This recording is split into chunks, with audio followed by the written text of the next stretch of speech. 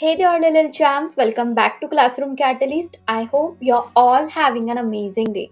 So, today we are here with the question and answer session for the poem Chand Ka Bachcha from Class 1 Hindi Sarangi. The explanation video for this poem is already uploaded on our channel. If you haven't watched it, the link is in the description. Make sure to check it out. और हाँ, ये class 1 Hindi सारंगी book की एक pome है। अगर आप इस book के सारे चैप्टर्स के वीडियोस देखना चाहते हैं तो उनके लिंक्स नीचे डिस्क्रिप्शन में दिए गए हैं। साथ ही सारे वीडियोस की एक प्लेलिस्ट भी बनाई गई है जहां से आप सभी चैप्टर्स को इजीली देख सकते हैं। So don't forget to check it out. Now let's begin with the question and answer. So बातचीत के लिए यहाँ पे पहला प्रश्न पूछा है, यह कविता किसके विषय में है। सो हमें बताना है कि ये कविता चांद का बच्चा किसके विषय में है। सो इसका आंसर लिखेंगे, यह कविता चांद और उसके आकार के बारे में है।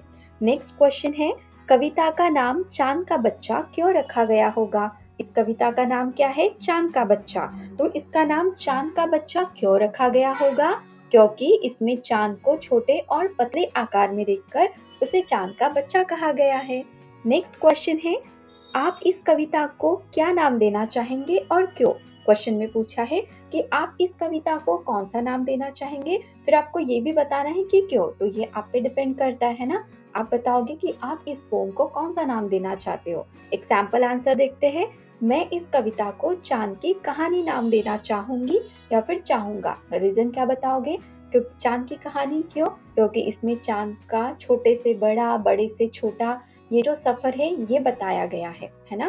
तो यहाँ इसीलिए इसका नाम चांद की कहानी। नेक्स्ट क्वेश्चन है, क्या चांद हमेशा गोल ही दिखता है। चांद हमेशा गोल दिखता है क्या, नहीं, है ना। तो इसका आंसर लिखेंगे, नहीं, चांद अलग अलग दिनों में अलग अलग आकार में दिखता है। कभी छोटा दिखता है, कभी बड़ा दिखता है ना, इस तरीके से। नेक्स्ट क्वेश्चन है, आपकी माँ आपको क्या कहकर पुकारती है। तो ये सबका डिफरेंट आंसर होगा। यहाँ पे आप बताओगे कि आपकी माँ मतलब आपकी मम्मा आपको क्या कहकर पुकारती है। पुकारना मतलब बुलाना। तो आप बताओगे, क्या आपकी मम्मा आपको बेटा कहती है, या प्यारा बच्चा कहती है, या लाडो कहती है, गोलू कहती है, या बाबू कहती है। सो आप बताओगे। नेक्स्ट है शब्दों का खेल। तो इसमें आपको बोला गया है, नीचे दी गई वस्तुएं कैसी हैं। सो आपको बताना है कि ये वस्तुएं कैसी है, गोल है, चौकोर है या तिकोनी है। तो रेखा खींचकर हमें इन्हें मिलाना है।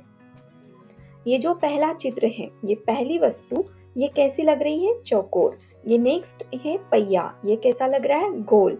और नेक्स्ट ये दिख रहा है तिकोना। तो चलिए अब इन्हें मिलाते हैं।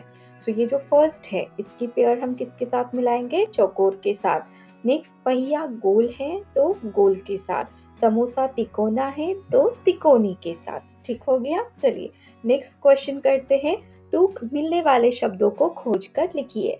अब देखिए तुक क्या होता है, जैसे कि गोल, तो गोल का तुक मिलता है इस बोल के साथ, गोल ल, है ना। एंड में साउंड क्या आ रहा है, ल, और बोल में साउंड क्या आ रहा है, ल। एंड साउंड पे ध्यान देना है, गो ल, बो ल, ल ल। तो इनका तुक मिलता है। नेक्स्ट है चांद। तो चांद का तुक किसके साथ मिल रहा है, मांद के साथ, चांद मांद। नेक्स्ट है बड़ा, और बड़ा का मिल रहा है खड़ा के साथ, बड़ा खड़ा। नेक्स्ट है छोटा, छोटा का तुक किसके साथ मिल रहा है, लोटा, छोटा लोटा। ठीक हो गया। चलिए नेक्स्ट क्वेश्चन करते हैं, चित्र और बातचीत। तो चित्र देखकर हमें बातचीत करना है। कौवे की कहानी यहाँ पे दिखाई गई है चित्रों के थ्रू। यहाँ पे ये जो पहला चित्र है, कौवा है। सेकंड इसमें उसके पास एक घड़ा है, घड़े में थोड़ा सा पानी है नीचे, फिर उसने यहाँ पे कुछ डाल दिया है और पानी ऊपर तक आ गया है। और कौवा क्या कर रहा है, अपनी प्यास बुझा रहा है, और पानी पीकर कौवा लास्ट वाले पिक्चर में उड़ रहा है। तो यहाँ पे इस कौवे को देखकर ऐसा लग रहा है कि ये कौवा प्यासा है ना, प्यासा कौवा। तो यहाँ पे एक्चुअली हम कैसी स्टोरी बना सकते हैं ना, कि एक बार एक प्यासा कौवा पानी की तलाश में इधर उधर उड़ रहा था। बहुत देर तक खोजने के बाद उसे एक घड़ा दिखाई दिया जिसमें थोड़ा सा पानी था, लेकिन पानी इतना नीचे था कि कौवा उसे अपनी चोट से नहीं पी सकता था। कौवे ने सोचा और एक उपाय निकाला। उसने आसपास पड़े छोटे छोटे कंकड़ उठाकर घड़े में डालने शुरू कर दिए। जैसे जैसे कंकड़ घड़े में गिरते गए, पानी ऊपर आता गया। आखिरकार पानी घड़े के किनारे तक आ गया। कौवे ने अपनी प्यास बुझाई और खुशी खुशी उड़ गया। तो इस कहानी से क्या शिक्षा मिलती है, सोच समझकर काम करने से हर समस्या का समाधान मिल सकता है ना। जैसे इस कौवे को मिला, सोच समझकर अगर हम किसी समस्या का समाधान निकालना चाहते तो ज़रूर मिलता है। तो हमें हमेशा सोच समझकर काम करना चाहिए। ठीक हो गया? चलिए नेक्स्ट क्वेश्चन है, आओ कुछ बनाएं। यहाँ पे आपको कुछ बनाना है।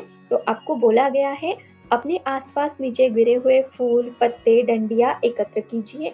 छोटे समूह में बैठकर इनसे कुछ आकृतियाँ बनाइए। आप तितली, पेड़ आदि भी बना सकते हैं। आकृतियाँ बनाने के बाद कक्षा में सभी को बताइए कि आपने ये कैसे बनाई।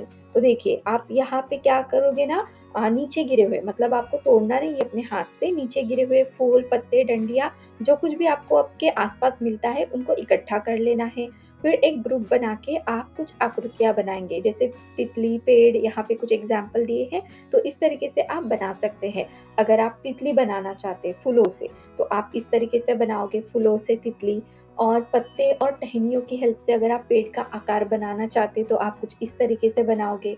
और घास से देखिए आप एक घोंसला तक बना सकते हो, है ना। तो घास का उपयोग करके आप इस तरीके से घोंसला बना सकते हैं। ठीक हो गया। चलिए नेक्स्ट है चित्रकारी और लेखन। तो यहाँ बोला है दिए गए चित्र में आप क्या क्या देख पा रहे हैं, कुछ नाम लिखिए। तो इस चित्र में हम क्या क्या चीजें देख पा रहे हैं उनके नाम हमें नीचे लिखने हैं। तो जैसे कि देखिए यहाँ पे तो सबसे पहले हमें ये मोर दिख रहा है, पेड़ दिख रहा है ना, पेड़ पर लगे फल दिख रहे हैं, तोता दिख रहा है, ये घास है और यहाँ पे घोंसला है। तो चलिए इनके नाम लिख लेते हैं। वैसे यहाँ पे 4 ही स्पेस दी हुई है तो 4 नाम लिखते हैं, मोर, तोता, एक पेड़ और लाल सेब या फिर फल कह सकते हैं। अब आगे बोला है आप इन शब्दों से वाक्य बनाइए। एक वाक्य बना है, यह एक पेड़ है। चलिए अब बचे हुए 3 वाक्य हम बना लेते हैं। मोर सुंदर नाचता है। दूसरा वाक्य, तोता हरा है। और लास्ट लिखेंगे, पेड़ पर सेब लगे हैं या फिर पेड़ पर फल लगे हैं। इस तरीके से आप वाक्य बना सकते हैं। अब आगे यहाँ पे खोजे जाने और खेल खेल में एक और कविता आपको दे रखी है, ये हम नेक्स्ट वीडियो में डेफिनेटली करेंगे। So if you really enjoy this video and had fun learning with us, don't forget to hit that subscribe button.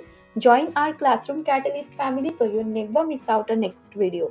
And give this video a thumbs up if you really like it. Share it with your friend and share your thought in the comment below. We would love to hear from you. Thank you so much.